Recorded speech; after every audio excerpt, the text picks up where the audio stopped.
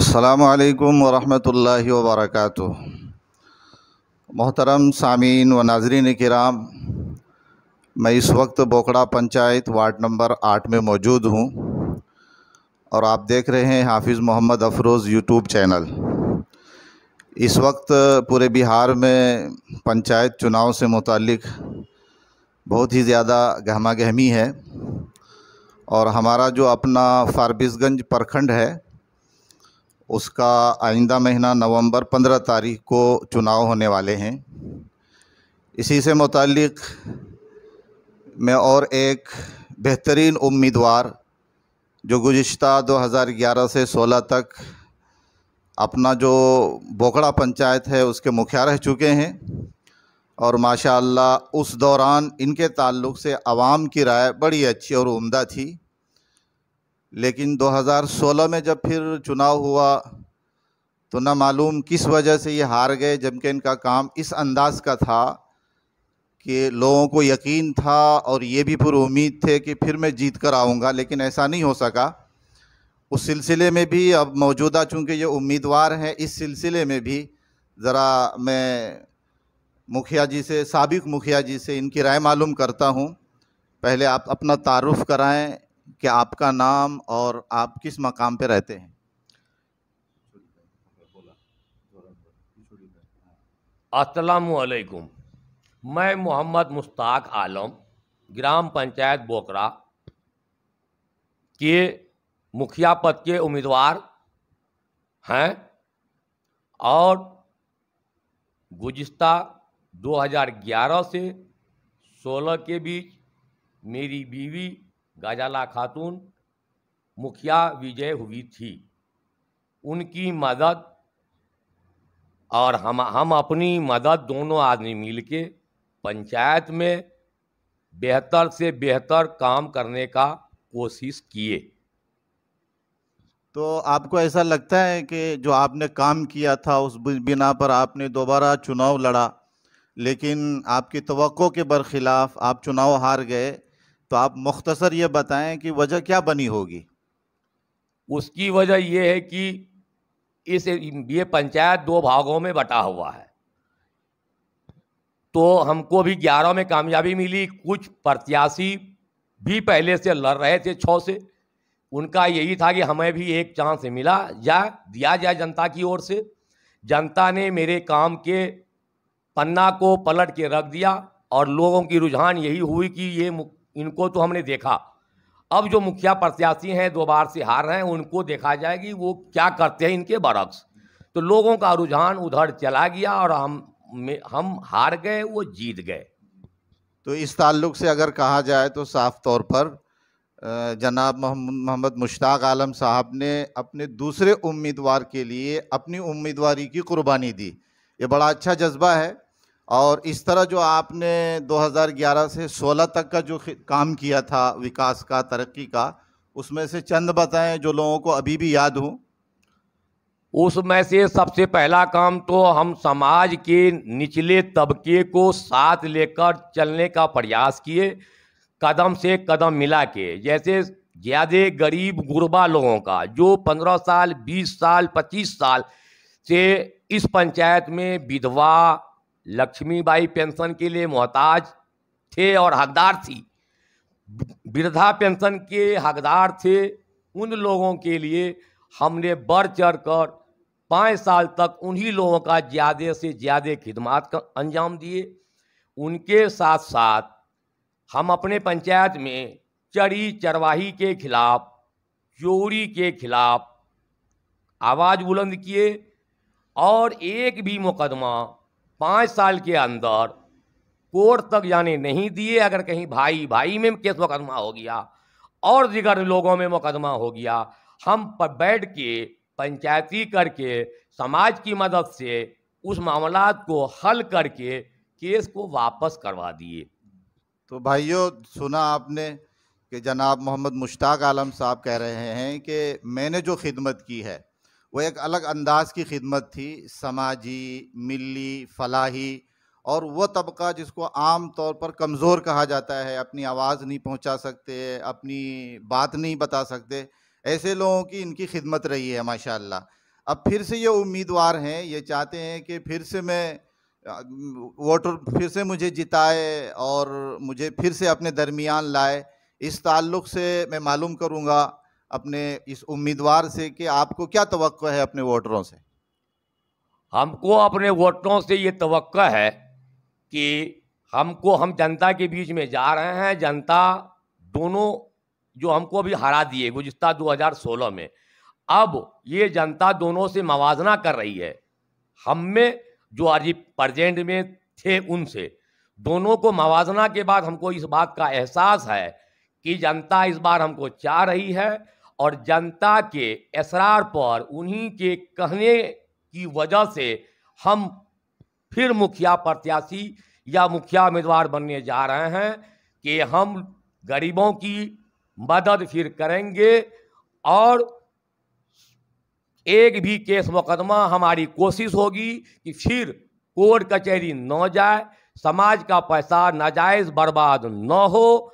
उनके साथ साथ चरी चरवाही पर गुज़िस्ता समय में भी हम बुलंद आवाज़ उठाए थे, उनके खिलाफ में भी हम आवाज़ उठाएंगे।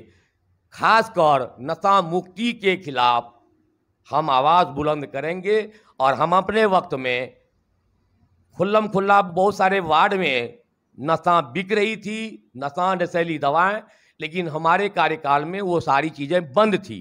लेकिन फिर इधर कुछ फल फूल रहा है।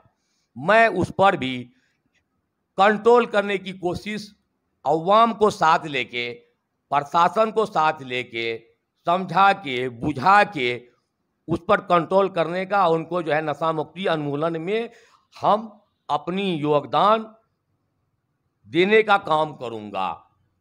और फिर इस 5 साल के अंदर जो लोग भी विधवा हुई है, वो लोग फिर पड़ा हुआ है, उनका काम अभी तक लोगों ने नहीं किया है, उनकी मदद मैं करूंगा। जिस तरह से भी हो उनको इसका लाभ मिले।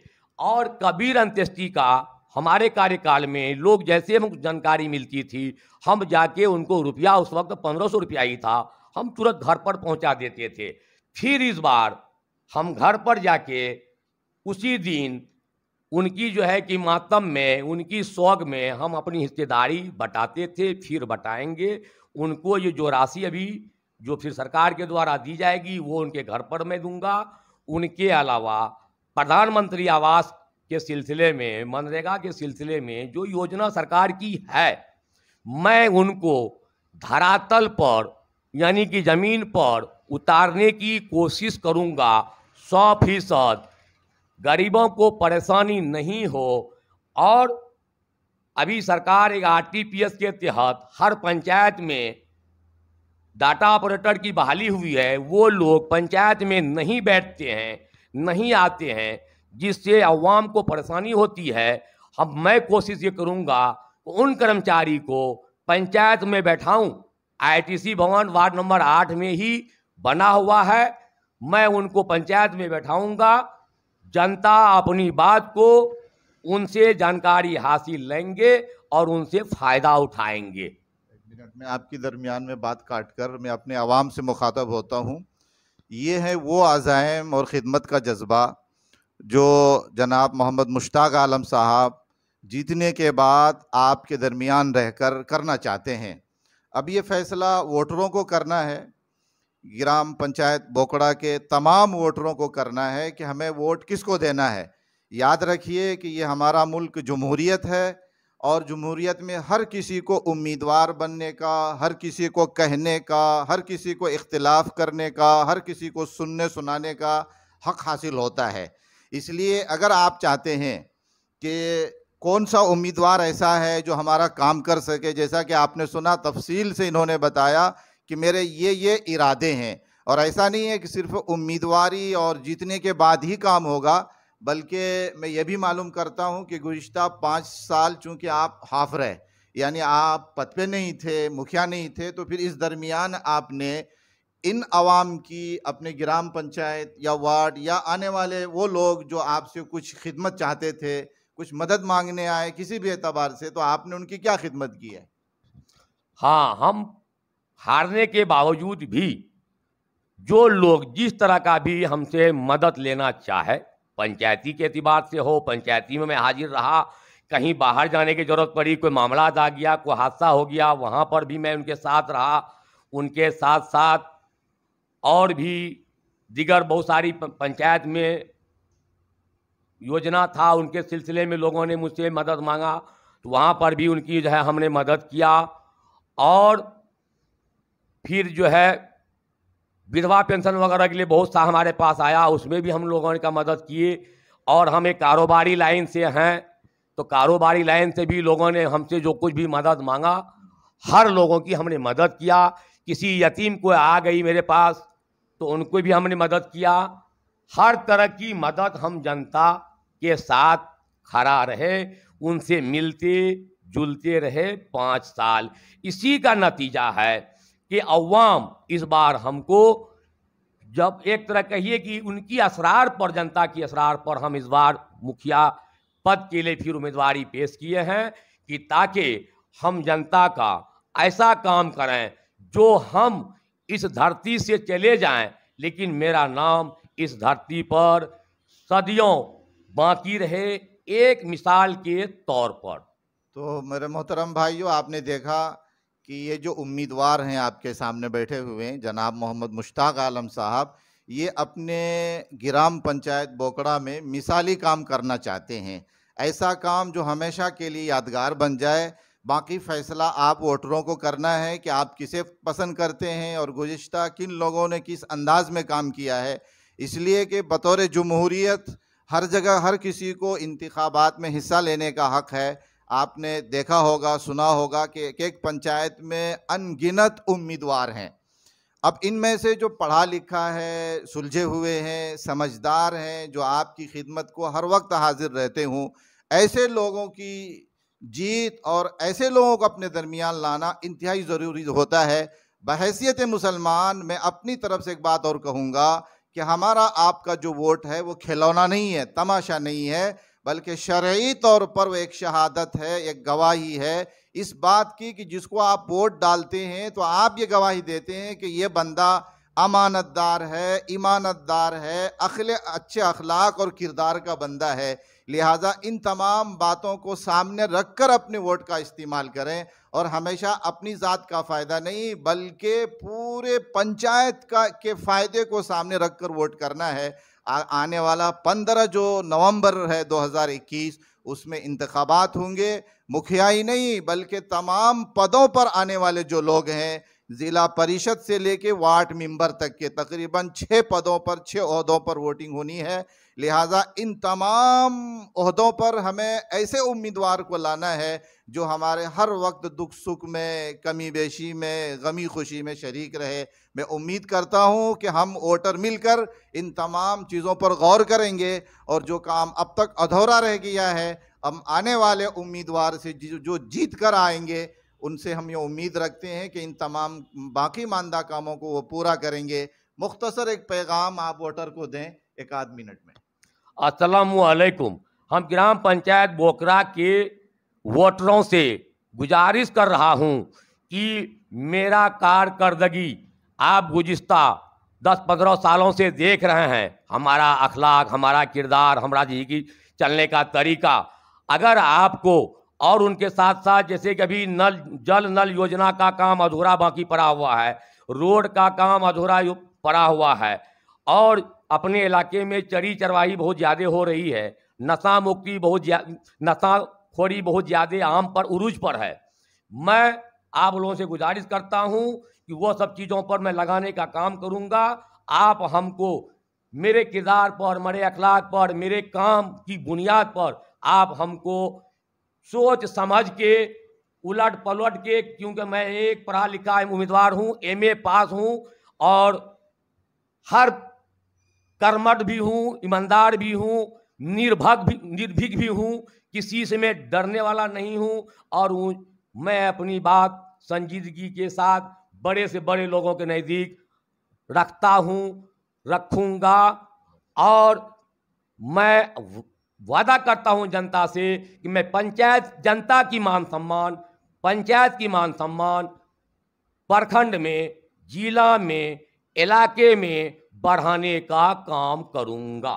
ये थे आप हमको मवाजना करने के बाद सभी उम्मीदवारों में से अगर हम मेरा किरदार, मेरा तरीका अगर आपको अच्छा लगे, क्योंकि आपके असरार पर ही हम मुखिया अपना नॉमिनेशन देने जा रहे हैं पद के लिए, तो फिर आप हमको अपना बहुमूल्य वोट से जिताएं। ये मेरी जीत नहीं, बोकरा पंचायत की अवाम की जीत होगी और इस इलाके की जीत होगी। ये एक खुसूसी दरख्वास्त और अपील इन्होंने अपने तरफ से की है। फैसला आप वोटरों को करना है।